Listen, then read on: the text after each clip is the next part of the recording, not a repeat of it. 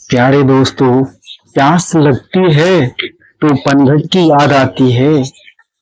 सर्द लगती है तो घूंघट की याद आती है। और जब शरीर बूढ़ा होता है ना, तो शमशान की याद आती है। यही है जीवन प्यारे। बट ये जीवन रहते हुए उस परमात्मा की नहीं याद आती, उस सर्वेश्वर की याद नहीं आती, क्योंकि जिसने ये जीवन दिया, जिसने सब कुछ दिया, उसकी तुम भी याद कर लिया करिए।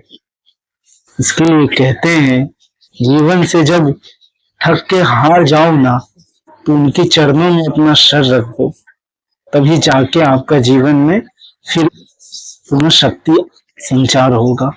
जो के चरणों में अपना सर रख दिए, जो प्रभु राम श्री कृष्ण के चरणों में अपना सर रख दिए, उसके जीवन में जो आनंद आता है उसे वो बयान नहीं कर सकता।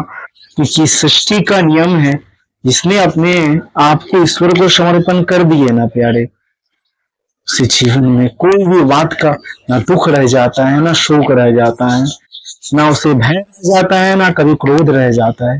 क्योंकि ईश्वर का स्वरूप ही तो हो जाते हैं। ईश्वर उनको अपना तो बना लेते हैं और अपने आप में ले लेते हैं प्यारे। इसके लिए जब भी समय मिला करे ना प्यारे, संसार को ना याद करके उस संसार के जो मालिक है, उस संसार का जो विधाता है, उस संसार का जो पालन करता है, उनको याद कर लिया करिए। क्योंकि वही है वो जीवन है, वो नहीं है वो जीवन नहीं है प्यारे। तो जब भी थोड़ा समय मिले, वक्त मिले, तो उनको याद कर लिया करिए। क्योंकि वही सृष्टि को धारण कर रहे हैं, चला रहे हैं और संहार कर रहे हैं। सिर्फ की मन बुद्धि इतनी उच्च तीक्ष्ण है जो आप ये सब देख सकते। जब तक आपकी मन बुद्धि तीक्ष्ण नहीं होगी, समझने की योग्यता नहीं प्राप्त होगी हरि कृपा से, तब तक ये सब आप समझ नहीं पाओगे प्यारे। ये सृष्टि में हर कुछ ना कुछ घटित हो रहा है। किसी को अपने चले जा रहे हैं छोड़कर सृष्टि को, किसी के लिए अपनों से दूर जा रहे हैं लोग। सब भगवान की माया है, ईश्वर की लीला है। और यही जीवन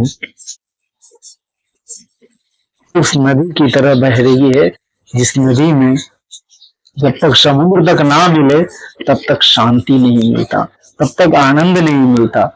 तो जितना हो सके प्रभु का नाम लिया करिए प्यारे, प्रभु का सुमरन चिंतन मनन किया करिए, क्योंकि उनके सिवा इस संसार में कोई शक्ति नहीं है। जिंदगी का आखिरी निशाना तो मरघट ही है प्यारे।